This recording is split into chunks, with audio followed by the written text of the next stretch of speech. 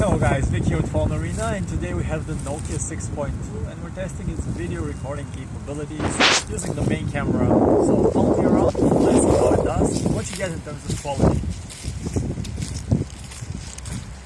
Now testing the video stabilization, let's run for a little while.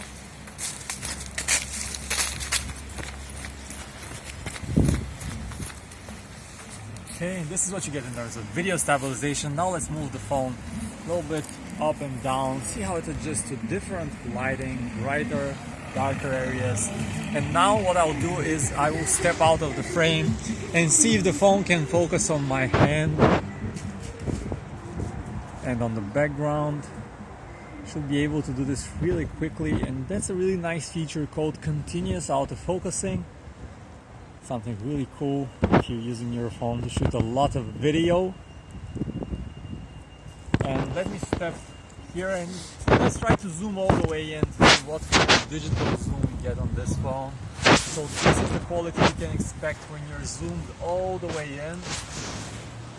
This is what you get. And then let's zoom all the way back out to the regular zoom distance. And that's it guys, a quick test, a quick look at the camera and the video recording on the Nokia 6.2. Thanks for watching.